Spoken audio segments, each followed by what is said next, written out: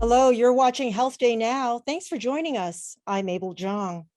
After the Biden administration announced that it will offer boosters to fully vaccinated people starting next month, some were thrilled. They could soon bolster their protection against the highly contagious Delta variant. Others, especially scientists, remain divided on whether the additional shots are truly necessary. And is it the right thing to do when so many people elsewhere in the world aren't able to get their first shot? With me now is Dr. Camille Cotton, an infectious disease specialist at Massachusetts General Hospital and also a member of the CDC Advisory Committee on Immunization Practices. Also here, Dr. Amesh Adalja. Dr. Adalja is also an infectious disease expert and a senior scholar at the Johns Hopkins Center for Health Security.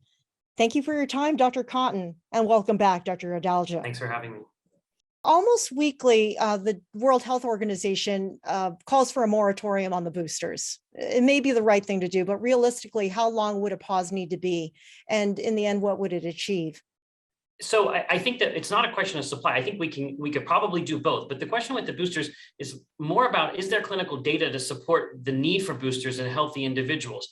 When we added the additional dose for immunosuppressed populations that Dr. Cotton spoke about, there was clear clinical evidence with breakthrough hospitalizations and those who had solid organ transplants or those who were immunosuppressed. We don't have that data for the general population. So the WHO's call for moratorium, I think that's being more motivated by access in other countries. But I think that this is a larger discussion of what is the threshold for boosters and where are we going as a population with COVID-19, which is an endemic respiratory virus that's never going to go away. And I think that's how I think we should really think about boosters.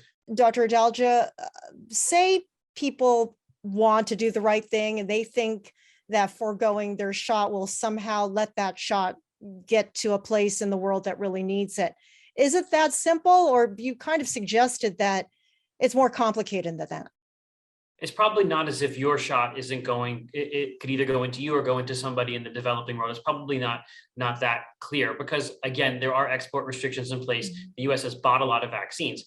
The debate over boosters, and for an individual thinking about a booster, if they're a healthy person, is there a benefit to me getting a booster? If I get a mild breakthrough infection that's like the common cold, is that something I want to prevent with the booster? And is there clinical data that I need? That's how I think people need to approach it. And I'm very eager to see the ACIP debate the data when it comes to that next month, when they're looking at it to see what is the threshold for healthy people to need a booster. All right. Dr. Camille Cotton, an infectious disease specialist at MGH, and also Dr. Amesh Adalja at Johns Hopkins Center for Health Security. Thank you. Thank you to you both. Thank you.